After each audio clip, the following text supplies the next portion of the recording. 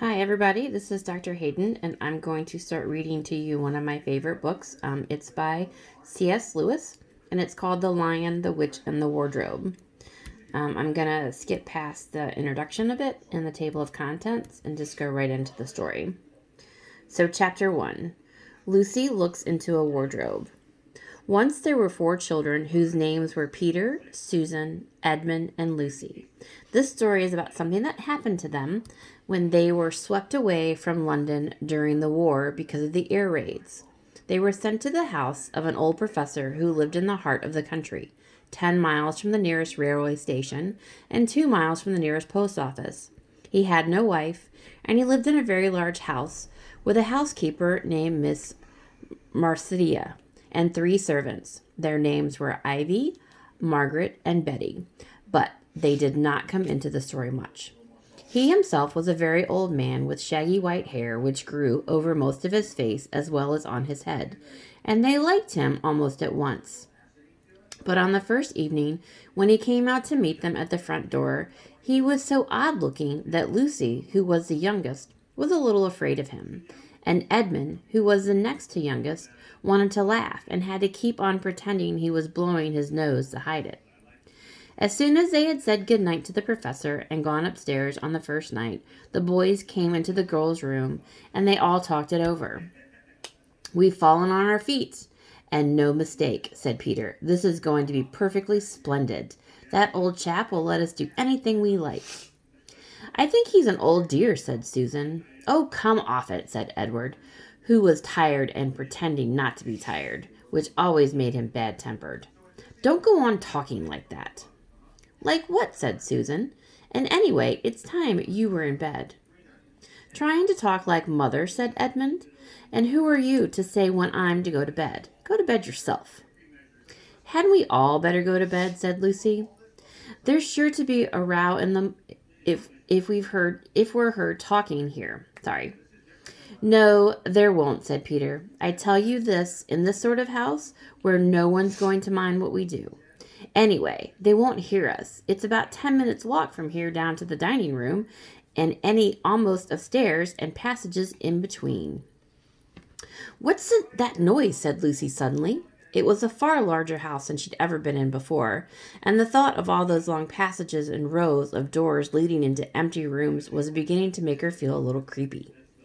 "It's only a bird, silly," said Edmund. "It's an owl," said Peter. "This is going to be a wonderful place for birds. I shall go to bed now. I say, let's go and explore tomorrow. You might find anything in a place like this.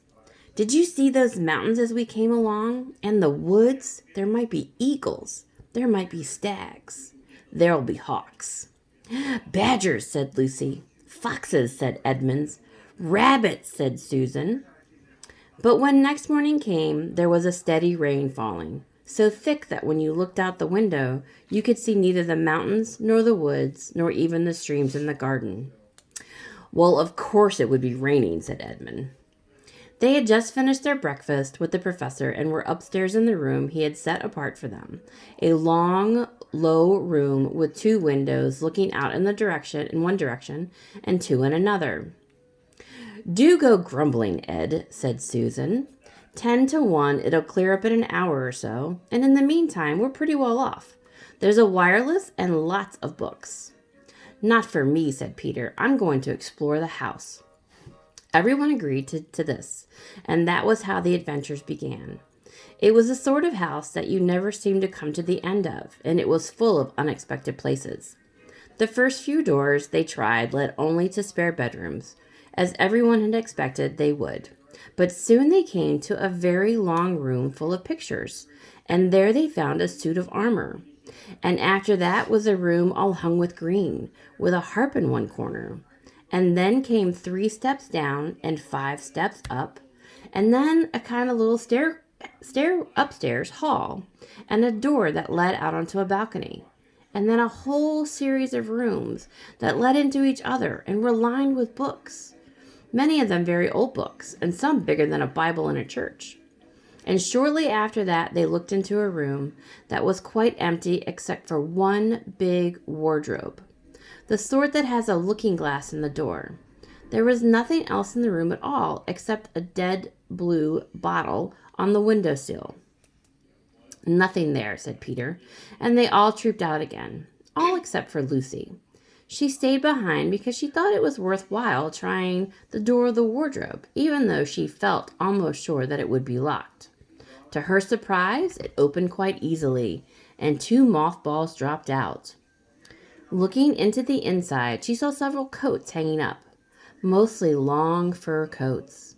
There was nothing Lucy liked so much as the feel and smell of fur, so immediately she stepped into the wardrobe and got in amongst the coats and rubbed her face against them, leaving the door open, of course, because she knew that it was very foolish to shut oneself into any wardrobe. Soon she went further in and found that there was a second row of coats hanging up behind the first one. It was almost quite dark in there, and she kept her arms stretched out in front of her so as not to bump her face into the back of the wardrobe. She took a step further in, then 2 or 3 steps, always expecting to feel woodwork against the tips of her fingers, but she could not feel it. This must be simply an enormous wardrobe, thought Lucy, going still further in and pushing the soft folds of coats aside to make room for her. Then she noticed that there was something crunching under her feet. I wonder, is this more mothballs, she thought, stooping down to feel it with her hand. But instead of feeling the hard, smooth wood of the floor of the wardrobe, she felt something soft and powdery and extremely cold. This is very queer, she said, and went on a step or 2 further. Next moment, she found that what was rubbing against her face and hands was no longer soft fur, but something hard and rough and even prickly. Why it is just like branches of a tree, she explained, Lucy. And then she saw that there was a light ahead of her, not a few inches away, where the back of the wardrobe ought to have been, but a long way off. Something cold and soft was falling on her. A moment later, she found that she was standing in the middle of a wood at nighttime, with snow under her feet and snowflakes falling through the air. Lucy felt a little frightened, but she felt very inquisitive and excited as well. She looked back over her shoulder, and there, between the dark tree trunks, she could still see the open doorway of the wardrobe, and even catch a glimpse of the empty room from which she had just set out.